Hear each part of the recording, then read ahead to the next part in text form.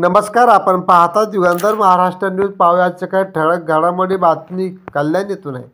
शिवसेना प्रमुख उद्धव बाळासाहेब ठाकरे यांची धनंजय बोडारे, राजेश वानखडे, सचिन बासरे यांच्या प्रचारार्थ पोटे मैदान कल्याण पूर्व येथे जाहीर परिवर्तन सभा संपन्न. शिवसेना उद्धव बाळासाहेब ठाकरे, महाविकास आघाडीचे कल्याण पूर्वचे उमेदवार धनंजय बोडारे, कल्याण पश्चिमचे उमेदवार सचिन बासरे, अंबरनाथ विधानसभेचे उमेदवार राजेश वानखडे यांच्या संयुक्त प्रचारार्थ जाहीर परिवर्तन सभेत उद्धव ठाकरे यांनी सरकारवर जोरदार हल्लाबोल केला. मी जे बोलतो ते करून दाखवतो. आपले सरकार जर आले तर महिलांना 3,000 रुपये प्रति महिना दिला जाणार. तसेच महिलांना मोफत बस सेवा देणार. एवढेच नाही तर मुंबई लोकल ट्रेनमध्ये सुद्धा आपल्या महिलांना मोफत प्रवास मिळाला पाहिजे, याची मागणी आम्ही पंतप्रधान मोदीला करणार आहे. बघूया मोदी यांचे बहिणीवर किती प्रेम आहे. आजच आम्ही मागणी करतो आहे, देशभर नाही तर मुंबईमध्ये तरी मोफत लोकल ट्रेन करा. तसेच अंगणवाडी सेविकाचे मानधन वाढवणार आहे. त्याचप्रमाणे मुलीप्रमाणे मुलांना मोफत शिक्षण देणार आहोत. शेतकऱ्याचे 1 रुपयाचे नुकसान न करता 5 जीवनावश्यक वस्तूचे भाव आम्ही स्थिर करून दाखवणार आहोत.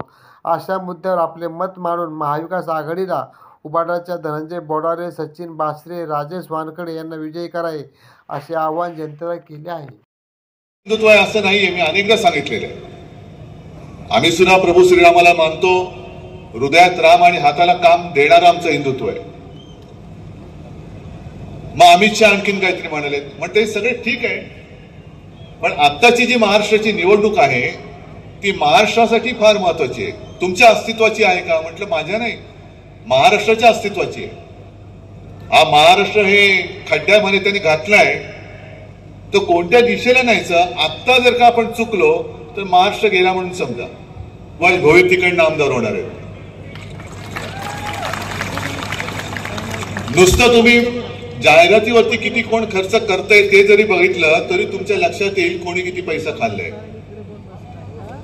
मला यायला उशीर झाला, त्याच्याबद्दल दिलगिरी व्यक्त करतो, कारण एकतर निघायला थोडा उशीर झाला. सगळे चॅनल्स मुलाखती घ्यायला आले होते. मग एकेकाना नाही म्हटलं तरी अर्धा तास मुलाखत ही द्यावीच लागते, त्याच्याशिवाय विषय पूर्ण होत नाही.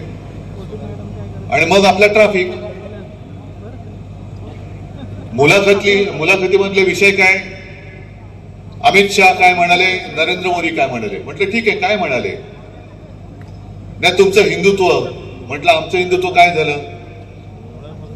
ज्या नरेंद्र मोदींनी नवाज शरीफच्या वाढदिवसाचा केक खाल्ला त्याने आम्हाला हिंदुत्व शिकवू नये. आणि जे बोलतो ते मी करून दाखवतो. जसं मी महिलांच्या बाबत बोललो की आपण आपलं सरकार आल्यानंतर 3,000 रुपये तर देणारच आहोत, पण महिलांना सरकारी बस सेवा आहे त्यातनं मोफत प्रवास सुद्धा देणार आहोत. आणि एवढंच नाही तर मुंबईच्या लोकल्स आहेत, इतर ट्रेन्स आहेत, त्यातनं सुद्धा माझ्या महिलांना, माता भगिनींना मोफत प्रवास मिळालाच पाहिजे.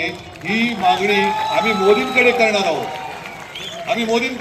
बघू मोदींचं बहिणीचं प्रेम किती आहे. हे आजच मी मागणी करतोय. मोदी जी, आपको अगर आपका बहन का प्यार सच्चा है तर मग माझ्या या सगळ्या माता भगिनींना संपूर्ण देशभर नाही करू शकला तर महाराष्ट्रभर लोकल सकट सगळ्या रेल्वेचा प्रवास हा तुम्ही मोफत करून दाखवा. चला, माझं आव्हान आहे तुम्हाला. आम्ही करतोय. आम्ही एसटीचा प्रवास मोफत करतोय. सगळ्या ज्या काही सरकारी बस सेवा आहेत त्यातला प्रवास महिलांसाठी मोफत करतो आहोत. अशा अंगणवाडी सेविकांचं मानधन वाढवतोय. मुलींप्रमाणे मुलांना मोफत शिक्षण देणारच आहोत. पण विशेषतः शहरासाठी म्हणेन किंवा सगळीकडे मनोहर जोशी मुख्यमंत्री असताना तुमच्या लक्षात आहे की 5 जीवनावश्यक वस्तूंचे भाव आपण स्थिर ठेवून दाखवले होते.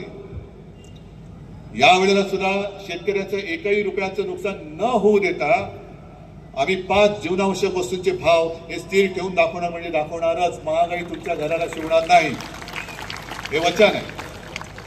हे असं काहीतरी बोला, पण आधा येता जाता नुसतं यांचं हिंदुत्व काय, त्यांचं ते काय, यांचं हे काय, या फुकाच्या गोष्टी आता सोडून द्या. लोक कंटाळले.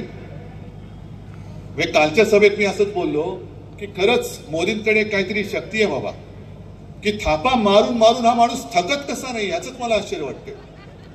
आणि मग ते जे बोलले होते की मुझे ऐसे लगता है की मुझे भगवान ने भेजा है, असू शकतं बाबा, कारण एवढा आत्मविश्वासाने थापांवरती थापा मारणारा माणूस जगाने दुसरा पाहिला नसेल.